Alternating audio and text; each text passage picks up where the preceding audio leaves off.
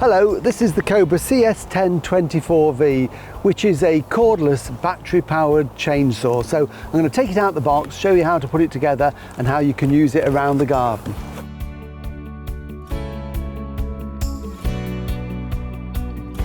Here it all is then unpacked. So we've got the chainsaw main unit here. We need to fix the bar and the chain to it. We've got the chain there.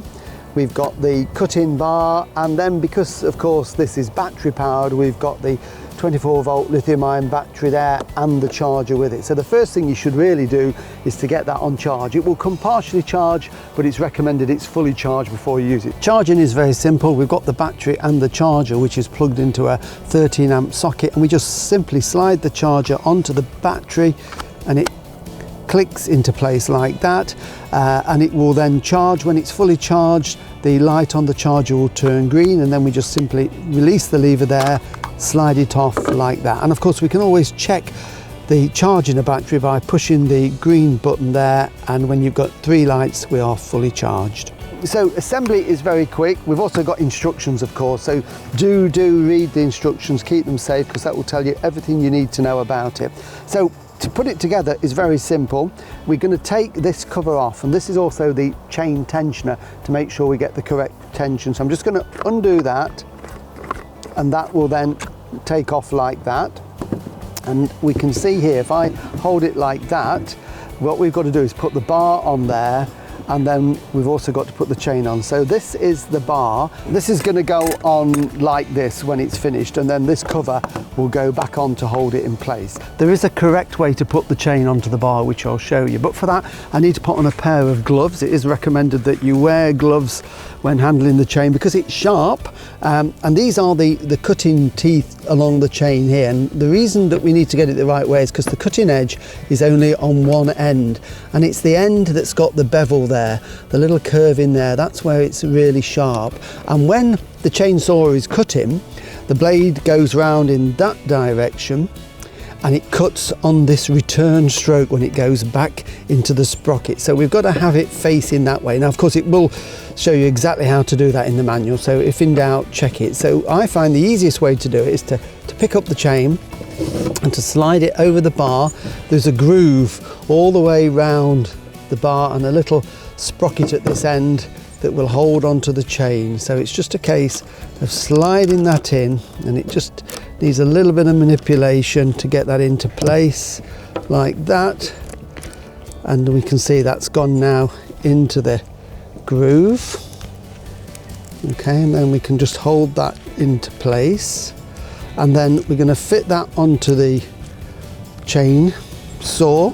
So we've got some spare here, and we've got a sprocket there that it hooks round in a bolt. So the bolt goes through the groove there, and the spare chain then goes around the socket like that. So then we can see that that is now firmly in place. So what I'm going to do is just hold that now and just tension it back a little bit. Just sometimes just takes a little bit of wiggling, especially with a new chain like that. That's it. So we're around the sprocket and we've got the hole and the bolt there. Then we can take the lid here. Now we've got to make sure that this locks into place. On the end of it here is a little tab of plastic, and there's a little hole just inside the body there, and that fits into there, and then that is going to sit over that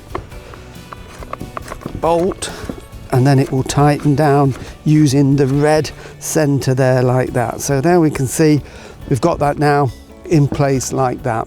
So that is the chain on. Now what we need to do is just to tension it, because you can see this is quite loose, and to do that what we do is just slacken off a little bit with the red center, and then there's a black ring around the edge, and that will just twist round, and we can see that that has tensioned that up a little bit. I'm just going to slacken that off. We want it so we've got just a little bit of give. That's just a little bit too much. There we go, a bit more there. So we've got the right amount of give on there, just like that, we can see. And once you're happy with that, we can then tighten the center like that. So that's the chain on. When you are operating it, there is a safety device here. This is in case, for whatever reason, the chainsaw jars and moves forward. That will lock the chain straight away. So what we do is pull that back, and then we can just check that that moves around freely like that, and then we're ready to go. And that's it, all set up. So gloves off. The other thing we need to do before we fit the battery is to put chain oil in this. There is an oil that goes in the filler cap here that lubricates the chain whilst it's in use. So I'm just going to take the lid off here and put a little bit of the oil into there. So I've got some chain oil in here. Just going to put a little funnel in there and we can fill it up. So it is important that you buy the correct chain oil for this. So once you're full of oil, put the cap back on firmly. You can just see the level of oil in there, so it's important to keep an eye on that, because when that level drops, then you'll obviously need to add more oil to it. It must never run dry, and it's self-lubricating, so whenever the chain is going round, it will take the oil from this little reservoir to keep the chain nicely oiled and lubricated. There's also a safety guard there for when the chainsaw isn't in use.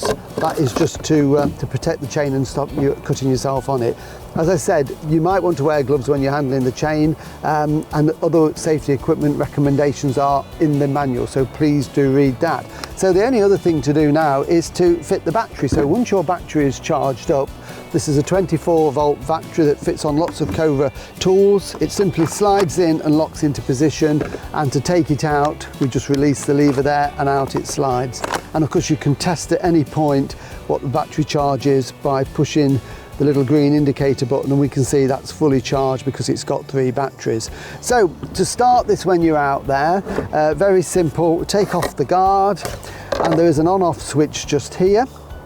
So we would turn it on there, and again that tells us that we've got maximum battery charge, and you've got to use 2 hands with this. So one is to hold this, and that's protected by the chain guard there, which is back, and then the other hand is on the trigger. And for safety, we have to push in one of the side buttons like this. So I'm going to push it in with my thumb, and then we can pull up this trigger, and then the chain will go round. So, and you see, once you release the trigger, it stops very quickly. And if you wanted to stop an emergency, you would push the chain guard forward like that. So really simple to operate. Be careful with it though. Follow the instructions in your manual, and always, think about what you're doing and take great care.